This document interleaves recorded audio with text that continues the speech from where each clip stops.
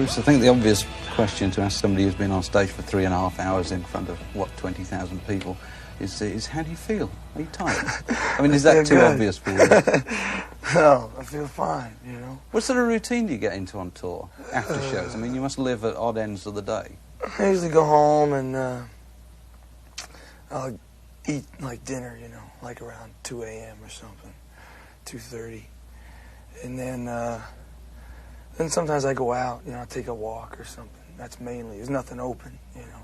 But I like to go out around the city at night and stuff. It's quiet and it's nice in the summertime. So I go out and do that, and I come back, and sometimes I'll read or listen to some music and go to sleep, you know, around, I guess I hit the hay around 5 or 6. The question people ask always, fans, critics, whoever, is why don't you make a live record? Well, I don't know, you know, I don't know that a live record, what we do at this point, a lot of it is about being there, you know, which is why we haven't done much television or too much of the video thing. A lot of it allows too much distance. Like what our band is about breaking down distance. You know, it's a thing that we've always done since we started. And I think it's important that people, hey, they come out, you know, they come down, they go someplace where there's a bunch of other people. And then the other thing was a live record, a lot of times you're doing songs that you've done already. It's a little boring, I think, probably a little boring to work on, maybe, you know. But there are things that I want to re-record that, you know, I was unhappy with the original studio recordings of. Such as? The Darkness album, mainly. The Darkness record, which was a record that I thought had some of my best, a certain type of song. I had some of my best songs, had a lot of good ideas, but I always felt that it was a little dry recording-wise. I felt like I oversang, and that we kind of underplayed and oversang a little bit, you know. Mm. So that stuff sounds quite a bit different in performance, and I'd be interested in getting different versions of a lot of those songs. MTV has changed things a great deal in America, hasn't it? And it is a good way to give yourself a leg up towards a big hit, isn't it? Yeah, I think it's been important certainly here in America, it's been important to a lot of people.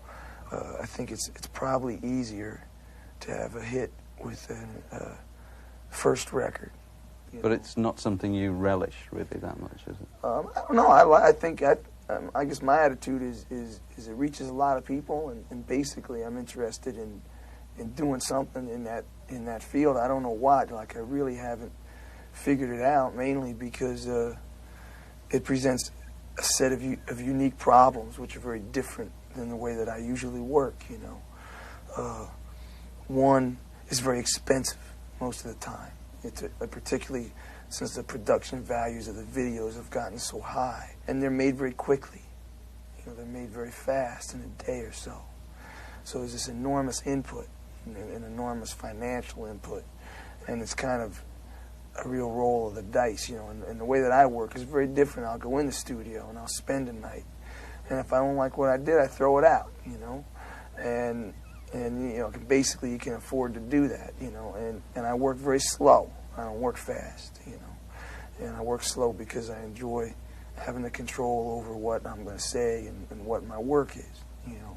And I work somewhat collaboratively, but not near as much as, say, a video, you know, where there's a director and all this other stuff, you know. And generally on my records, I'm the director, you know, and so outside of there's those problems, and then there's just the basic aesthetic problems of, if you're going to do a video, there's a few basic things that most people do. You know, one, you illustrate the song. That usually comes out bad, you know, because, you know, people should be allowed the freedom of their own imagination, for one thing. You know, it's like a song like say like My Father's House or something was on the last record. And like I said, everybody sees a different house or a mansion on the hill. They see a different, you know, they see different fields. They see different and my songs are filled with a lot of cinematic detail, and so I don't really consider having anything extra. Like when I write the song, it's finished, it's done, that's it, that's the music. Music is evocative, you know. It's meant to like evoke emotions and personal responses in the listener.